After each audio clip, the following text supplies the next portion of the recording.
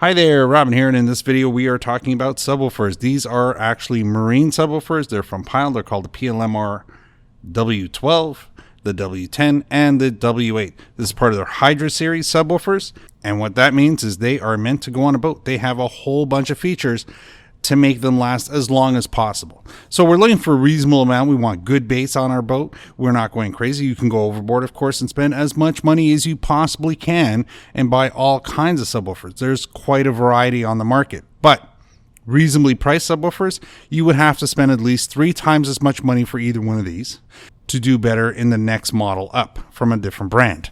Now, what's going on with these subwoofers that make them marine? They do have to be very resilient because on a boat, there's a lot of impact, there's a lot of water, a lot of humidity. There's all kinds of things going on in a boat that never happen in a car. So what do they start off with?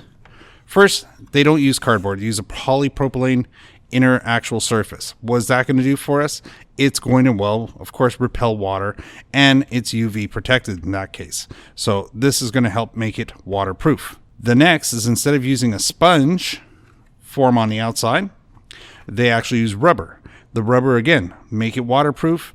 Is it as good as sponge? Sponge is a little more flexible, but this is definitely going to make this speaker last longer in the environment. The next part is the basket itself. The whole basket is made out of plastic. All the parts and components, all plastic molded. Now, of course, we do have a magnet and a core and everything else internally, but the actual body of the unit, plastic. Now, something else they do down here inside where you can't see, it's the actual dust cover to protect the magnet core, all of that internally. There's a mineral spirits on there, and that's to allow air to travel back and forth. The speaker, of course, goes up and down, but it doesn't allow water, moisture to go in through the actual center. So again, stop it from oxidizing, stop it from locking up and seizing because a lot of moisture got inside of there. All of that's done for you. For the wires themselves, instead of having the actual braided copper bare, which we normally would see on all these subwoofers, this in this case is all rubber coated. So the rubber coating basically protects that from oxidizing and basically getting old and deteriorating because it's in a moist, damp environment. Screw down terminals and the screws themselves are even nickel plated. So all of that is what they do to make this as waterproof as possible. Even the cover is completely made out of plastic UV coated material. Again, because if it had a metal mesh on it or anything like that, that's the weak point. That's where you could start seeing rust and oxidization. So all of that to make this work. But none of that would be any good if the actual subwoofer didn't sound good. And they are free air, and they do actually do a really good job. And like I said, to do better than this, you're going to be spending 2 to 3 times as much money. There are other subwoofers that look similar in overall basket shape, and they're roughly in the same class. Maybe they're 10-20% better when it comes to handling capability, but when we're looking at a free air sub, I'm either going to be putting 3 or 4 of these 8-inch subs, which would be my recommendation. You don't want to just use 1 or 2 of these. You definitely want to get these in volume. Maybe you do need to add some extra low-end bass in the front of the boat versus in the rear. But I mean, if you can take these 8-inch subwoofers and get 4 of them in a row, that would be solid. And these, again, they're 400 watts peak. They're 200 watts RMS rated. On the 10-inch, this is the most popular size they make. And I think all the manufacturers, for companies who don't make a variety of sizes, which to be honest is the majority of companies out there. I mean, Pyle's one of the few companies because, you know, speaker drivers is what they originally started with was, you know, Pyle driver systems. And, you know, the idea of having a selection has always been their thing. Now, the 10-inch, though, from all the other manufacturers is the core bread and butter of their subwoofer lines. And it's no different with Pyle. This guy here, you're looking at 500 watts with a 250 watt RMS on it. And yeah, if you can set up 2 of these, no problem. That would be a really good way to go. Now, if you're stuck with a lot of space, but only available space for 1 subwoofer, because you've got the height, but you don't have enough width to put 2 10s in, then you can certainly get yourself a 12-inch. Now, if you want to get yourself really set up, maybe you get 2 12s.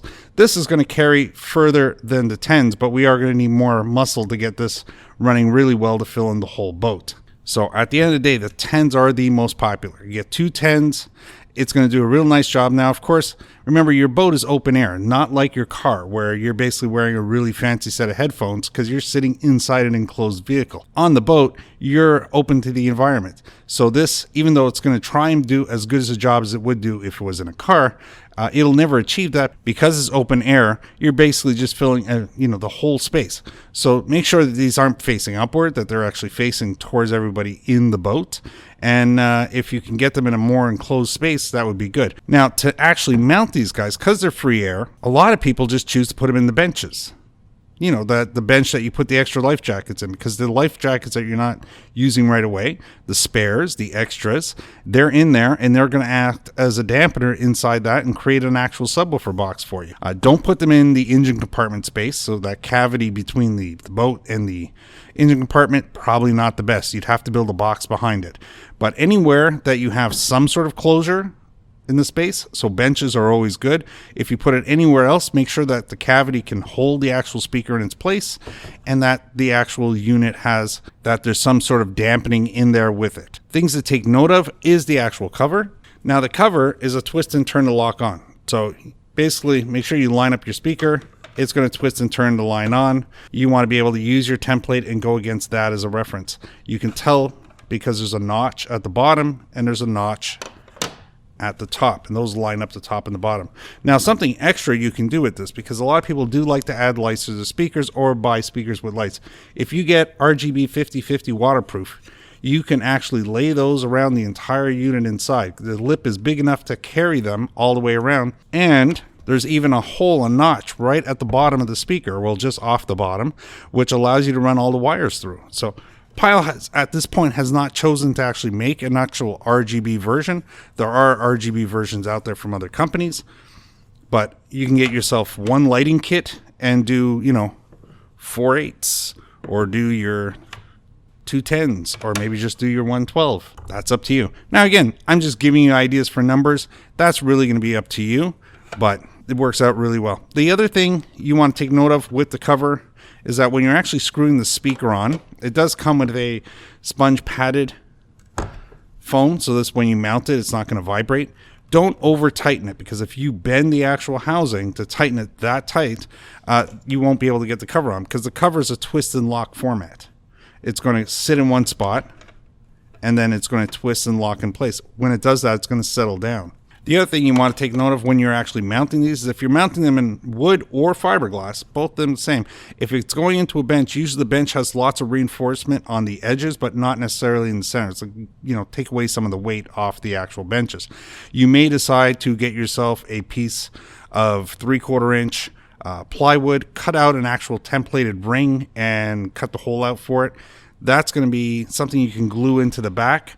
Usually if you're gluing it on, you do want to use something a little convenient, let's say like a white caulking, and that'll go on there. You can always cut it loose if you don't want it afterwards, but that's going to give you something to actually screw into and get a good bite for the subwoofer, and it's going to stop the actual fiberglass from vibrating. Well, that's pretty much it for subwoofers when it comes to all three of these. Again, this was the PLMRW12, the PLMRW10, and over here off to the end, this is the PLMRW8.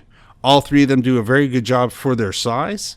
Again, like I said, you'd have to spend 2 to 3 times more money to actually start making a difference in performance.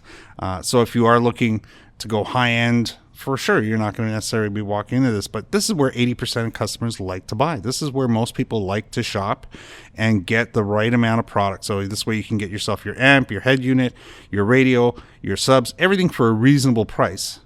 But when you put it all together, it makes an awesome sound system. Well, I hope this video helped you in your buying decision today. Maybe we'll see you in the next video. I'd like to say thanks for watching. Bye for now.